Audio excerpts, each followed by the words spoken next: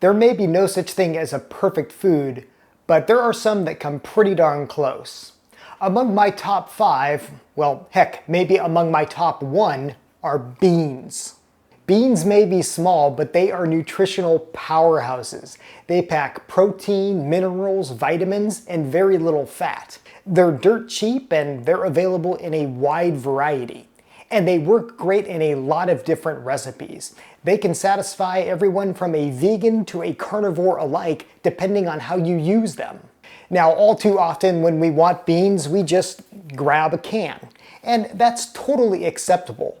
But making your own beans from scratch, from dried beans, well, that opens up a whole world of culinary possibilities. And it's a lot easier than you think. Today, I'm going to show you how to cook beans from scratch and why you should. Hello and welcome to I Want to Cook. My name is Chef Matt and this channel is all about helping you be a better cook, and today we are focusing on beans. Now, just so we are all clear, today I'm going to be focusing on the dried variety. Yes, there are fresh beans like green beans and peas, but for this video I'm going to be discussing cooking dried beans from scratch. Now, dried beans are a type of pulse. No, not that kind.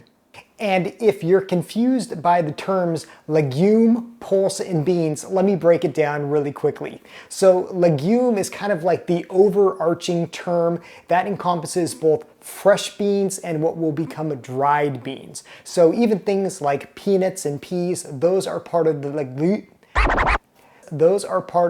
legume family. Now, pulses are the dried seeds of legumes, and they include everything from lentils to chickpeas. Now, beans like these dried beans are a type of pulse, and there are all manner of them. There's everything from pinto beans and black beans to ones with really fun names like adzuki. I just love saying that. So that's kind of the quick breakdown between the terms legumes, pulse, and beans. And today, of course, we are focusing on dried beans like these pinto beans and these black beans, but there are all manner of variety.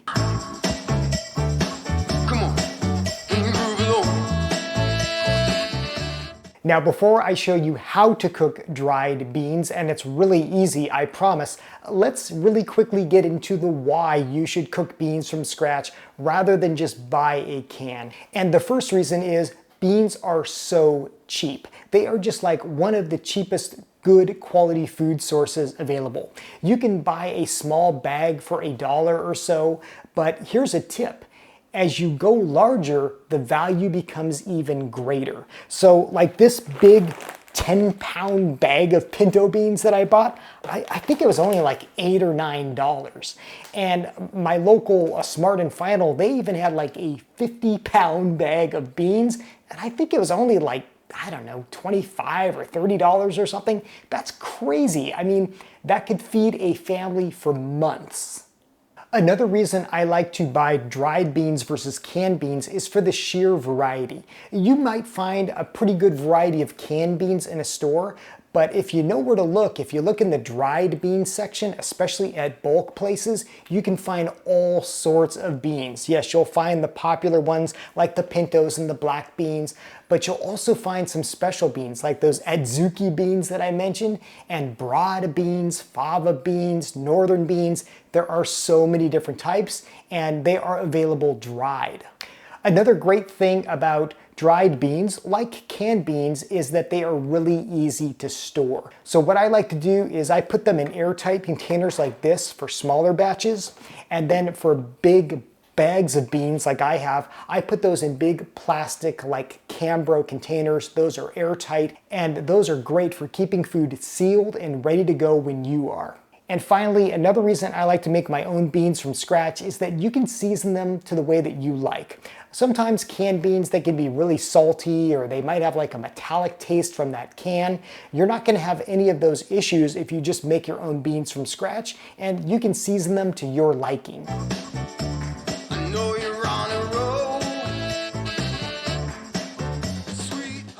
Okay, so here's how to make beans from scratch, and I'm going to tell you about two different ways.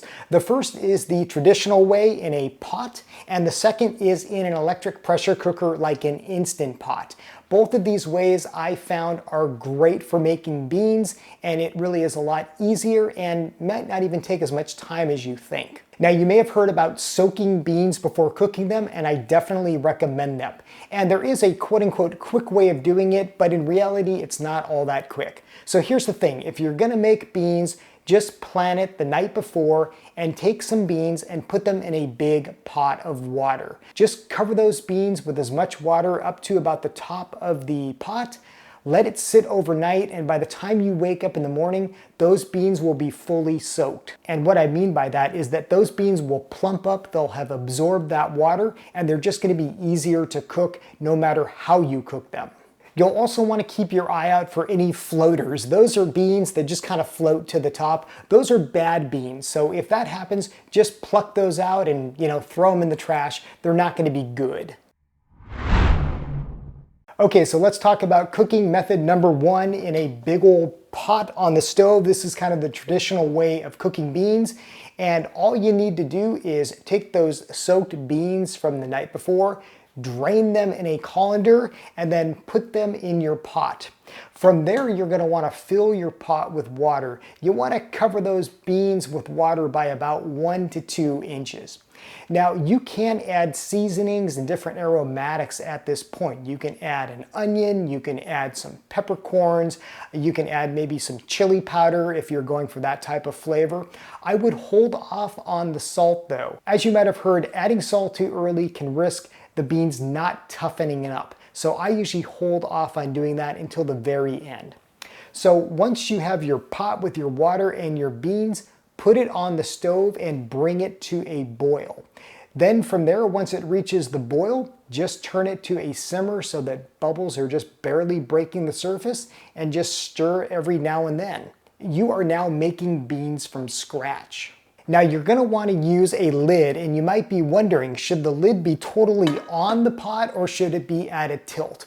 Well, you can actually do it both ways. Now I have found that if you cover it completely with the lid and you don't have it at a tilt, the beans will cook faster, but they also tend to get a little more mushy. Now if you leave it at a tilt, the beans can take a little bit longer to cook, but they do retain some of their nice firmness. Now, perhaps the biggest question you have when cooking beans on the stovetop like this is, how long does it take? And sorry, but the answer is, it depends.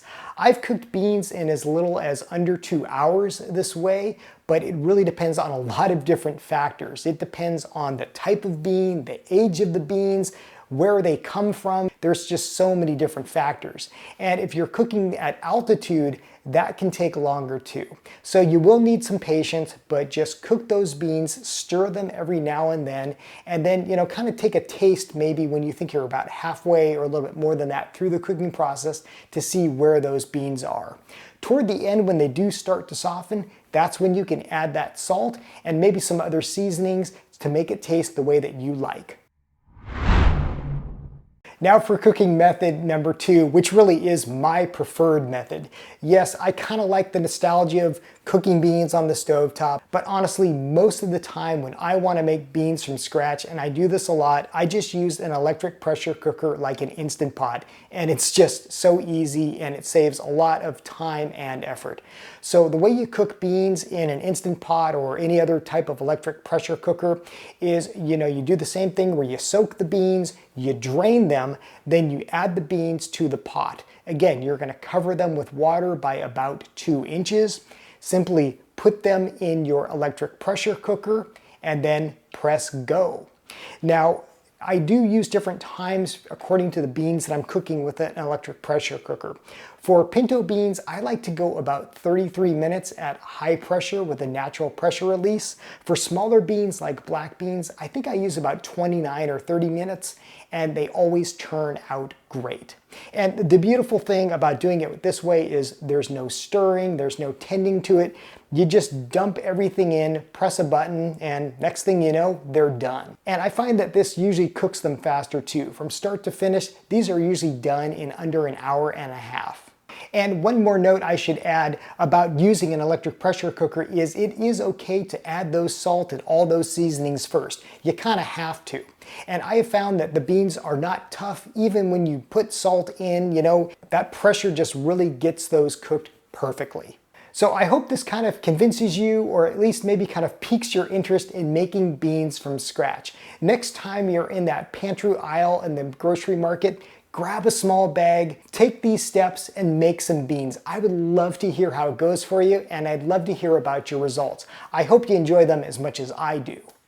Okay, trivia time. Last week I asked you to identify this crazy looking fruit, and many of you knew what it was right off the bat. It is indeed a dragon fruit, also known as a pitaya. These things are crazy looking on the outside and kind of different inside too. I actually cut it up and sampled it as a short earlier this week, and there's video of that, but it was delicious, and that was indeed a dragon fruit. Okay, for this week's kitchen tool trivia, who's going to be the first to identify this thing and what it is used for? What is this little thing? Do you know where it comes from? If you have a guess or you know the right answer, put it in the comments below. I will let you know, of course, the correct answer next week. As always, thank you for watching. Thank you for subscribing. Until next time, happy cooking.